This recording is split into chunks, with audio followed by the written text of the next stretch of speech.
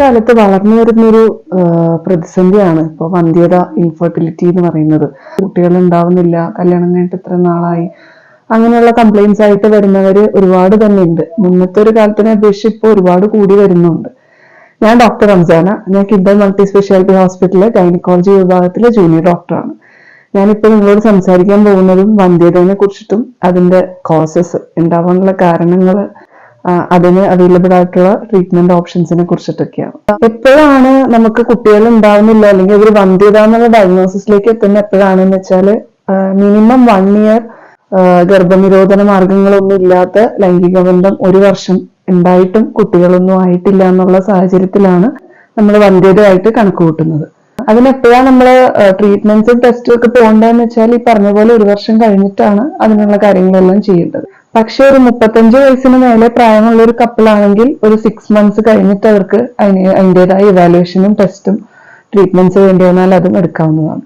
40 വയസ്സിന് ശേഷമാണെങ്കിൽ എത്രയും പെട്ടെന്ന് ഇവാലുവേറ്റഡ് ആവുന്നതാണ് നല്ലത്. കാരണം 40 വയസ്സിന് ശേഷം എസ്പെഷ്യലി സ്ത്രീകൾക്ക് പ്രഗ്നൻസി ആവാൻ വളരെ ബുദ്ധിമുട്ടുള്ള ഒരു പീരീഡാണ്. ഇൻഫെർട്ടിലിറ്റിയുടെ കാരണങ്ങൾ നമ്മളൊരു ജനറൽ ആയിട്ട് പറഞ്ഞാൽ സ്ത്രീകളിൽ മോസ്റ്റ്ലി വരുന്നത് ഓവുലേഷന്റെ തടസ്സങ്ങളും ബുദ്ധിമുട്ടുകളും ആണെങ്കിൽ, പുരുഷന്മാരിൽ വരുന്നത് സ്പേം റിലേറ്റഡ്, സ്പേം കൗണ്ട് കുറവ്, സ്പേം മോട്ടിലിറ്റി കുറവ്, അങ്ങനെയുള്ള ഇഷ്യൂസ് ആണ് പുരുഷന്മാരിൽ ജനറലി വരാം. അതല്ലാതെ എഫക്ട് ചെയ്യുന്ന ഫാക്ടേഴ്സ് എന്ന് പറയുന്നത് നമ്മുടെ ഏജ്, പിന്നെ ലൈഫ് സ്റ്റൈലിലുള്ള കുറെ കാര്യങ്ങൾ, പിന്നെ എന്തെങ്കിലും ഹെൽത്ത് കണ്ടീഷൻസ്, വേറെ എന്തെങ്കിലും അസുഖങ്ങൾ ഉണ്ടെങ്കിൽ അങ്ങനെ. ഇനി ഇതിൽ പെട്ട ഒന്നും തന്നെ അല്ലാത്ത കാരണങ്ങളാൽ, എന്താണ് കാരണം എന്ന് അറിയാത്തത് രീതിയിൽ വരുന്ന ഇൻഫെർട്ടിലിറ്റിനെയാണ് നമ്മൾ അൺഎക്സ്പ്ലെയിൻഡ് ഇൻഫെർട്ടിലിറ്റി എന്ന് പറയുന്നത്. എങ്ങനെയാണ് നമ്മുടെ പ്രായം ഇതിലൊരു ഫാക്ടർ ആവുന്നതെന്ന് നോക്കാം. അതായത് ഒരു 20കളിലോ അല്ലെങ്കിൽ ഏർലി 30സിലോ ഉള്ള സ്ത്രീകൾക്ക് ഒരു മെൻസ്ട്രൽ സൈക്കിൾ ഗർഭിണിയാവാനുള്ള സാധ്യത എന്ന് പറയുന്നത് ഒരു 25 to 30% ആണ്. അതേസമയം ഒരു ലേറ്റ് 30സിലേക്ക് കടക്കുമ്പോൾ അതിന്റെ പെർസെന്റേജ് ഭയങ്കരമായിട്ട് താഴോട്ട് കുറയും. അതുപോലെ 40കളിലേക്ക് കടന്നു കഴിഞ്ഞാൽ ഗർഭിണിയാവാൻ, ഒരു മെൻസ്ട്രൽ സൈക്കിൾ ഗർഭിണിയാവാനുള്ള സാധ്യതകൾ 10%-ലും താഴെയാണ്. ഇതുപോലെ തന്നെയാണ് പുരുഷന്മാരുടെ കാര്യത്തിലും. പ്രായം കൂടുന്തോറും അവർക്കും കുട്ടി ഉണ്ടാവാനുള്ള സാധ്യതകൾ കുറയും. പക്ഷെ സ്ത്രീകളുടെ ഇത്രയും പ്രഡിക്റ്റബിൾ ആയിട്ടല്ല, എങ്കിലും ഒരു പരിധിവരെ കുറയും. നമ്മുടെ ലൈഫ് സ്റ്റൈല് കാരണം എങ്ങനെയാണ് നമ്മുടെ ഫെർട്ടിലിറ്റി ബാധിക്കപ്പെടുന്നതെന്ന് വെച്ചാല്, സ്ത്രീകളിൽ തന്നെ ഒത്തിരി വണ്ണമുള്ള സ്ത്രീകള്, ഒത്തിരി മെലിഞ്ഞിട്ടുള്ള സ്ത്രീകൾ, അതായത് അണ്ടർ വെയിറ്റ് അല്ലെങ്കിൽ ഓവർ വെയിറ്റ് ആയിട്ടുള്ള സ്ത്രീകള്, അല്ലെങ്കിൽ ആവശ്യത്തിൽ കൂടുതൽ, അതിൽ കൂടുതൽ ഒത്തിരി എക്സസൈസസ് ഒക്കെ ചെയ്യുന്ന സ്ത്രീകൾക്ക്, അങ്ങനെയുള്ളവർക്കൊക്കെ പ്രഗ്നന്റ് ആവാൻ കുറച്ച് ഡിഫിക്കൽട്ടീസ് ഉണ്ടായേക്കാം. അതുപോലെ തന്നെ ആൽക്കഹോൾ, സ്മോക്കിംഗ്, അങ്ങനത്തെ ശീലങ്ങൾ കണ്ടിന്യൂസ് ആയിട്ട് സ്ഥിരമായിട്ടുള്ളവർക്കും പ്രഗ്നൻസി ഒരു ചലഞ്ചായിട്ട് മാറിയേക്കാം. അതേപോലെ തന്നെയാണ് പുരുഷന്മാരിലും സ്മോക്കിംഗ് ഭയങ്കര വലിയൊരു ഘടകമാണ് അവരുടെ സ്പേം കൗണ്ടിനെ എല്ലാം ഡിറ്റർമൈൻ ചെയ്യാനായിട്ട്. സ്മോക്കിംഗ്, ആൽക്കഹോള്, വീഡ്, കഞ്ചാവ്, അങ്ങനെയുള്ള കാര്യങ്ങളെല്ലാം, ഡ്രഗ്സ് എല്ലാം യൂസ് ചെയ്യലും ഫെർട്ടിലിറ്റീനെ ഒരു വലിയ ശതമാനം തന്നെ എഫക്ട് ചെയ്യാം. പിന്നെ സ്ത്രീകൾക്ക് ഉണ്ടായേക്കാവുന്ന ചില ഹെൽത്ത് കണ്ടീഷൻസ് ഉണ്ട്.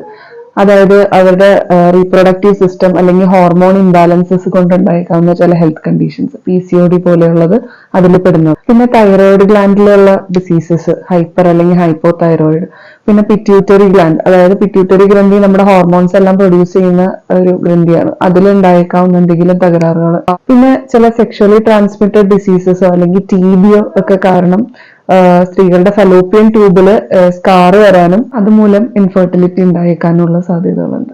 പുരുഷന്മാരിലുള്ള ഇൻഫെർട്ടിലിറ്റിയിൽ ഹെൽത്ത് കണ്ടീഷൻസ് വരുന്നത് മോസ്റ്റ്ലി അവരുടെ ടെസ്റ്റിക്കിൾസിൽ എന്തെങ്കിലും തരത്തിലുള്ള ബ്ലോക്കേജ് വരുമ്പോഴാണ്. അപ്പൊ ഇങ്ങനെയുള്ള സാഹചര്യത്തിൽ ഏത് തരം ഡോക്ടേഴ്സിനെയാണ് കാണേണ്ടതെന്ന് വെച്ചാല്, ഇപ്പൊ പറഞ്ഞ പോലെയുള്ള കംപ്ലൈന്റ്സ് ആണ് പുരുഷന്മാർക്ക് അല്ലെങ്കിൽ അവരൊരു യൂറോളജിസ്റ്റിനെ കാണുന്നതായിരിക്കും നല്ലത്. അതേസമയം സ്ത്രീകളാണെങ്കിൽ റീപ്രൊഡക്റ്റീവ് മെഡിസിൻ അല്ലെങ്കിൽ ഇൻഫെർട്ടിലിറ്റി സ്പെഷ്യലൈസ് ചെയ്തിട്ടുള്ള ഗൈനക്കോളജിസ്റ്റ് അല്ലെങ്കിൽ റീപ്രൊഡക്റ്റീവ് എൻഡോക്രൈനോളജിസ്റ്റ്, ഇപ്പൊ പറഞ്ഞ ഹോർമോണൽ ഇംബാലൻസസ് ഒക്കെ ആണെങ്കിൽ റീപ്രൊഡക്റ്റീവ് എൻഡോക്രൈനോളജിസ്റ്റ്, ഇവർക്കൊക്കെയാണ് സ്ത്രീകളെ ഇൻഫെർട്ടിലിറ്റിയിൽ ഹെൽപ്പ് ചെയ്യാൻ പറ്റുക. എന്തൊക്കെ തരത്തിലുള്ള ട്രീറ്റ്മെന്റ് ഓപ്ഷൻസ് അവൈലബിൾ ആയിട്ടുള്ളതെന്ന് പറഞ്ഞാൽ, ഇപ്പൊ ലൈഫ് സ്റ്റൈൽ കൊണ്ട് ഉണ്ടായേക്കാവുന്ന ബുദ്ധിമുട്ടുകൾക്ക് ഒബ്വിയസ്ലി ലൈഫ് സ്റ്റൈൽ ചേഞ്ചസ് തന്നെ ചെയ്യണം. പിന്നെ മെഡിക്കേഷൻസ് ഉണ്ട്, പിന്നെ ചില തരത്തിലുള്ള സർജറീസും ഉണ്ട്. ചില കേസസിൽ അതിന്റെ കോസ്റ്റ് അനുസരിച്ചിട്ട് ചിലപ്പം ഒന്നോ അതിലധികമോ ട്രീറ്റ്മെന്റ് ഓപ്ഷൻസ് കമ്പൈൻ ചെയ്തിട്ട്, ഇപ്പൊ ലൈഫ് സ്റ്റൈൽ മാനേജ്മെന്റും സർജറിയും കമ്പൈൻ ചെയ്തിട്ട്, അല്ലെങ്കിൽ മെഡിക്കേഷനും സർജറിയും കമ്പൈൻ ചെയ്തിട്ട്, അങ്ങനെ കോമ്പിനേഷൻ ട്രീറ്റ്മെന്റ്സും ചെയ്യേണ്ടി വരാറുണ്ട്. ലൈഫ് സ്റ്റൈൽ ചേഞ്ചസ് എന്ന് പറയുന്നത് പറയുമ്പോൾ വളരെ സിമ്പിൾ ആണ്. അതായത് സ്ത്രീകൾക്കാണെങ്കിലും പുരുഷന്മാർക്കാണെങ്കിലും വെയിറ്റ് മാനേജ്മെന്റും ഡയറ്റ് മാനേജ്മെന്റും. പ്രോപ്പർ വെയിറ്റിൽ ഉണ്ടാവും അവരെന്താ കഴിക്കുന്നതെന്നുള്ളൊരു കോൺഷ്യസ് ആയിട്ടുള്ള ഡയറ്റും എടുക്കാന്നുള്ളത് ഇമ്പോർട്ടന്റ് ആയിട്ടുള്ള കാര്യമാണ്. പിന്നെ അതിലും ഇമ്പോർട്ടന്റ് ആണ് സ്മോക്കിങ്ങോ ആൽക്കഹോളോ എന്തെങ്കിലും തരത്തിലുള്ള ഡ്രഗ്സ് യൂസ് ചെയ്യുന്നുണ്ടെങ്കിൽ അത് ഇമ്മീഡിയറ്റ് ആയിട്ട് സ്റ്റോപ്പ് ചെയ്യുക എന്നുള്ളത്. അതാണ് ഞാൻ പറഞ്ഞത്. പറയുമ്പോൾ വളരെ സിമ്പിൾ ആയിട്ട് കഴിയുന്ന കാര്യമാണ്, പക്ഷെ ചെയ്യുമ്പോൾ അതിൻ്റെതായ ഡിഫിക്കൽട്ടീസും ഫേസ് ചെയ്യേണ്ടി വരാറുണ്ട്. എന്തൊക്കെ തരത്തിലുള്ള സർജറീസ് ആണ് നമുക്ക് ഇൻഫെർട്ടിലിറ്റിക്ക് ചെയ്യാൻ പറ്റുന്നത് നോക്കാം. അതായത് സ്ത്രീകൾക്ക് ഇപ്പൊ ഞാൻ പറഞ്ഞ പോലെ ഫലോപ്പിയൻ ട്യൂബിൽ ഒരു ബ്ലോക്കേജോ അങ്ങനെ എന്തെങ്കിലും ആണെങ്കിൽ ആ ബ്ലോക്കേജ് റിമൂവ് ചെയ്യാനായിട്ടുള്ള സർജറീസ് ചെയ്യാം. ലാപ്രോസ്കോപ്പിക്കലിയും ചെയ്യാവുന്ന സർജറീസ് ആണ്. അതുപോലെ യൂട്രസിൽ എന്തെങ്കിലും തരം മുഴയോ പോളിപ്സോ അങ്ങനെ എന്തെങ്കിലും കാരണം കൊണ്ടാണ് പ്രഗ്നൻസി ആവാത്ത അല്ലെങ്കിൽ പ്രഗ്നൻസി സ്റ്റാൻഡ് ചെയ്യാത്തതെന്നാണെങ്കിൽ അതിനും നമുക്ക് സർജറീസ് ചെയ്യാവുന്നതാണ്. പിന്നെ യൂട്രസിൽ എൻഡോമെട്രിയോസിസ് എന്ന് പറഞ്ഞിട്ടൊരു കണ്ടീഷൻ ഉണ്ട്. യൂട്രസിന്റെ ഉള്ളിലത്തെ ലൈനിങ്ങിൻ്റെതായ ടിഷ്യൂ അതേ സാമ്യമുള്ള ടിഷ്യൂസ് അല്ലാത്ത സ്ഥലങ്ങളിലും കാണപ്പെടുക എന്നുള്ളത്. അങ്ങനെയുള്ള സാഹചര്യത്തിലും പ്രഗ്നൻസി ആവാൻ ബുദ്ധിമുട്ടുണ്ടാവാറുണ്ട്. അപ്പൊ അതിനും നമുക്ക് സർജിക്കലി ട്രീറ്റ്മെന്റ് ചെയ്യാവുന്നതാണ്. പുരുഷന്മാരിലേക്ക് വരുമ്പോൾ ഈ പറഞ്ഞ പോലെ യൂറോളജിസ്റ്റോ അല്ലെങ്കിൽ അതായിട്ട് സ്പെഷ്യലൈസ് ചെയ്തിട്ടുള്ള സർജൻ ആയിരിക്കും ചെയ്യുക. ആണുങ്ങളില് ഇൻഫെർട്ടിലിറ്റിയുടെ ഒരു കോമൺ പ്രോബ്ലം ആണ് സ്ക്രോട്ടത്തിലുള്ള വെയിൻസിന് വീക്കം വരാന്നുള്ളത്. അതും ഈ പറഞ്ഞ സർജറിയിലൂടെ നീക്കം ചെയ്യാവുന്നതാണ്.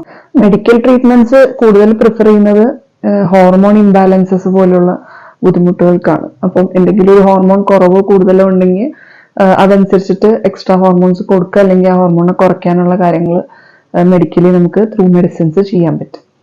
പിന്നെ നമുക്ക് ചെയ്യാൻ പറ്റുന്നത് ഓവുലേഷൻ സ്റ്റിമുലേഷൻ എന്നുള്ള കാര്യമാണ്. അതും മെഡിക്കലി ത്രൂ മെഡിസിൻസ് തന്നെയാണ് ചെയ്യുന്നത്. എന്ന് വെച്ചാൽ ഞാൻ പറഞ്ഞ പോലെ ഓവുലേഷനിൽ ഉണ്ടാകുന്ന ബുദ്ധിമുട്ടുകളാണ് സ്ത്രീകൾക്ക് മെയിൻലി ഇൻഫെർട്ടിലിറ്റി പ്രോബ്ലംസ് വരുന്നത്. അപ്പം മെഡിസിൻസ് കൊടുത്തിട്ട് ടാബ്ലറ്റ്സ് ഇഞ്ചക്ഷൻസ് ഒക്കെ കൊടുത്തിട്ട് നമ്മൾ ആർട്ടിഫിഷ്യലി ഓവുലേഷൻ ഉണ്ടാക്കുകയാണ്. അപ്പൊ അത് എപ്പോഴാണ് ഓവുലേഷൻ നടക്കുക എന്നുള്ളതൊക്കെ നമുക്ക് നോക്കുന്നത് അല്ലാതെ നമ്മൾ നമ്മുടെ സൈക്കിള് വെച്ചിട്ട് നോക്കാം, ഓവുലേഷൻ പ്രെഡിക്ടർ കിറ്റ്സ് വെച്ചിട്ട് നോക്കാം. ഹോസ്പിറ്റൽ സെറ്റപ്പിൽ നമ്മൾ സീരിയൽ അൾട്രാസൗണ്ട് വെച്ചിട്ടാണ് ചെയ്യുന്നത്. അതായത് നമ്മുടെ മെൻസ്ട്രൽ സൈക്കിളിന്റെ ചില ദിവസങ്ങളിൽ നമ്മൾ സ്കാൻ ചെയ്തിട്ട് ഓവുലേഷൻ ആയിട്ടുണ്ടോ അല്ലെങ്കിൽ ഓവുലേഷൻ ആവാറായിരിക്കുന്നുണ്ടോ എന്നുള്ളത് കണ്ടുപിടിക്കും. എന്നിട്ട് ആ രീതിയിലാണ് നമ്മൾ പ്രഗ്നൻസി പ്ലാൻ ചെയ്യുന്നത്. ഇതുപോലെ മരുന്ന് കൊണ്ട് നമ്മൾ ഓവുലേഷൻ സ്റ്റിമുലേഷൻ ചെയ്യുമ്പോൾ അതിന് അതിൻ്റെതായ റിസ്കുകളും സൈഡ് എഫക്ട്സും ഉണ്ട്. അതായത് ഒന്നിലധികം പ്രഗ്നൻസീസ് ഉണ്ടാവാനുള്ള സാധ്യത വളരെ കൂടുതലാണ്. കാരണം ഓരോ ഓവം ആയിരിക്കില്ല ഉണ്ടാവുന്നത്. ഒന്നിലധികം ഓവം മെച്യൂർ ആവാൻ അത് ഫെർട്ടിലൈസ് ആയി ഒന്നിലധികം കുട്ടികൾ ഉണ്ടാകാനുള്ള സാധ്യതയുണ്ട്. ഒന്നിലധികം കുട്ടികളുള്ള പ്രഗ്നൻസീസിന് അതിൻ്റെതായ റിസ്കുകൾ വേറെ തന്നെയുണ്ട്. പിന്നെ വരുന്നത് ഒവേറിയൻ ഹൈപ്പർ സ്റ്റിമുലേഷൻ എന്ന് പറഞ്ഞിട്ടുള്ള ഒരു കണ്ടീഷനാണ്. അതായത് ഒന്നിലധികം അതായത് കുറെ ഫോളിക്കിൾസ് ഓവറിയിൽ ഡെവലപ്പ് ആയിട്ട് അതുകൊണ്ട് ഓവറിയിൽ വീക്കം വരാം, നീര് വീഴാ എന്നുള്ള പോലത്തെ കണ്ടീഷൻ വരാം. അങ്ങനെയുള്ള സാഹചര്യത്തിൽ ബോഡിയിൽ അല്ലാതെ തന്നെ കുറെ സിംറ്റംസും കുറെ ബുദ്ധിമുട്ടുകളും വരാൻ തുടങ്ങും. ഓവറോൾ ബോഡി നീര് വരാം, വലിയ വലിയ ഹാർട്ടിനും അല്ലാത്ത ഓർഗൻസിനൊക്കെ എഫക്ട് ആവുന്ന പോലത്തെ ബുദ്ധിമുട്ടുകൾ വരെ ഈ ഒരു സംഭവം കൊണ്ട് വരാൻ സാധ്യതയുണ്ട്.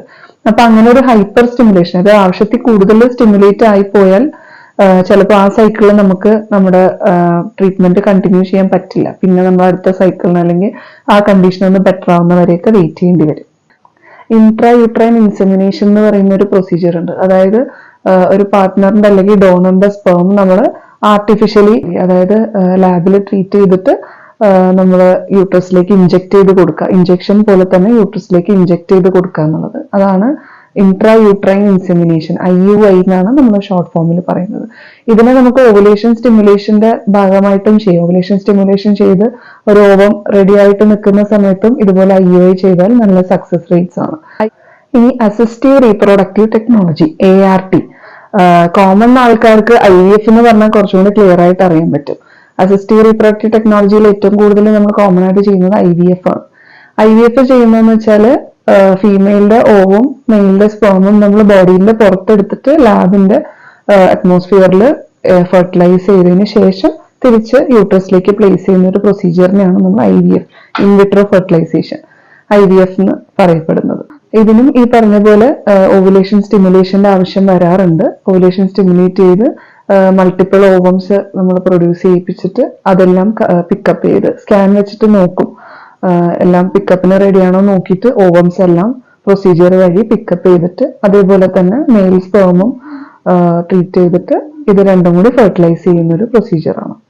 ഏതൊക്കെ സാഹചര്യങ്ങളാണ് IVF ചെയ്യേണ്ടി വരാന്ന് വെച്ചാൽ ഇപ്പൊ ഫലോപ്പിയൻ ട്യൂബ് ഞാൻ പറഞ്ഞ സെക്ഷലി ട്രാൻസ്മിറ്റഡ് ഡിസീസോ TB ഒക്കെ കൊണ്ടോ അത്രയധികം സർജറി കൊണ്ട് പോലും ശരിയാക്കാൻ പറ്റാത്ത അത്രയധികം ഡാമേജ്ഡ് ആണെങ്കിൽ പിന്നെ വേറൊരു കൂട്ടരുണ്ട്, നമ്മൾ സ്റ്റെറിലൈസേഷൻ, പ്രസവം നിർത്തുന്ന സർജറിക്ക് ശേഷം കുട്ടികളെ വേണമെന്ന് തീരുമാനം വന്നിട്ടുള്ളവർക്ക് ചിലപ്പം ആ സർജറി നമുക്ക് റിവേഴ്സ് ചെയ്യാൻ പറ്റും, പക്ഷെ അതിന്റെ സക്സസ് റേറ്റ്സ് കുറവാണ്. അപ്പൊ അതിനേലും കൂടുതൽ അവർ IVF പ്രിഫർ ചെയ്യാറുണ്ട്, അങ്ങനെ ഫലോപ്പിയൻ ട്യൂബ് നശിച്ചിട്ടുള്ള ഒരവസ്ഥയിൽ. പിന്നെ ഞാൻ നേരത്തെ പറഞ്ഞ എൻഡോമെട്രിയോസിസ് എന്നുള്ള കണ്ടീഷൻ നല്ല സിവിയർ ആയിട്ട് ട്രീറ്റ് ചെയ്യാൻ പറ്റാത്ത, സർജിക്കലി ട്രീറ്റ് ചെയ്യാൻ പറ്റാത്തൊരു ലെവലിലേക്ക് വന്നിട്ടുള്ളവർക്ക് IVF പ്രിഫർ ചെയ്യാം. പിന്നെ ഒവേറിയൻ ഇൻസഫിഷ്യൻസി ഉള്ളവർക്ക്, അതായത് സ്ത്രീകൾ ജനിക്കുന്നത് തന്നെ ഒരു ഫിക്സ്ഡ് നമ്പർ ഓഫ് ഓവം വെച്ചിട്ടാണ്. അപ്പൊ ചില സ്ത്രീകൾക്ക് ഒരു പ്രായം എത്തുമ്പോഴത്തേക്കും അവരുടെ ഓവറിയിൽ ബാക്കിയുള്ള ഓവമിന്റെ എണ്ണം വളരെ കുറവായിരിക്കും. അങ്ങനെയുള്ള സാഹചര്യത്തിലും പ്രോപ്പറായിട്ട് ഓവുലേഷൻ ഒന്നും നടക്കാൻ സാധ്യതയില്ല. അപ്പൊ നമ്മളിതുപോലെ സ്റ്റിമുലേറ്റ് ചെയ്ത് കഴിയുമ്പോൾ ഒന്നിലധികം നമുക്ക് ഓവംസ് കിട്ടാനും അത് IVF വേണ്ടി യൂസ് ചെയ്യാനും സാധിക്കും. അപ്പൊ അങ്ങനെയുള്ള ഒരു ഒവേറിയൻ ഇൻസഫിഷ്യൻസി ഉള്ള സ്ത്രീകൾക്ക് IVF ഓപ്റ്റ് ചെയ്യാം. പിന്നെ ചില തരത്തിലുള്ള മെയിൽ ഇൻഫെർട്ടിലിറ്റിക്കും, പ്രത്യേകിച്ച് ഒരു കോസ് ഇല്ലാത്ത ഇൻഫെർട്ടിലിറ്റിക്കും IVF യൂസ് ചെയ്യാവുന്നതാണ്. IVFന്റെ പ്രൊസീജിയർ ഞാനിപ്പോ പറഞ്ഞു. അങ്ങനെ കിട്ടുന്ന എംബ്രിയോസ് നമുക്ക് ഒന്നിലധികം ഉണ്ടാവും, മൾട്ടിപ്പിൾ എംബ്രിയോസ്. ഒരു എംബ്രിയോ മാത്രമായിട്ട് നമ്മൾ അങ്ങനെ IVF ചെയ്തെടുക്കില്ല, മൾട്ടിപ്പിൾ എംബ്രിയോസ് ഉണ്ടാവും, ഒന്നിലധികം എംബ്രിയോസ് നമുക്ക് കിട്ടും. പക്ഷെ ചിലപ്പം ഈ ടു ബി പാരന്റ്സിന് ഒരു കുട്ടി മതിയായിരിക്കും, അല്ലെങ്കിൽ ആ സമയത്ത് ഒന്നോ രണ്ടോ കുട്ടിയായിരിക്കും അവർക്ക് മാക്സിമം വേണ്ടത്. ഇപ്പൊ ഒരു 8 എംബ്രിയോ അല്ലെങ്കിൽ ഒരു 10 എംബ്രിയോ ഉണ്ടെങ്കിൽ അത്രയും കുട്ടികൾ ഒറ്റ സമയത്ത് വേണ്ടിയിരിക്കില്ലല്ലോ. അങ്ങനെയുള്ള സാഹചര്യത്തിൽ അവർക്ക് ആ എംബ്രിയോ ഫ്രീസ് ചെയ്യാനുള്ള ഓപ്ഷൻ ഉണ്ട്, എംബ്രിയോ പിന്നത്തേക്ക് വെക്കാം. ഇപ്പൊ ഒരു കുട്ടി ഉണ്ടായി, അപ്പം ഇതേ റീസൺസ് ഉള്ളവർക്ക് ഇനിയൊരു കുട്ടി ഉണ്ടാവാനും ബുദ്ധിമുട്ടുണ്ടാവും.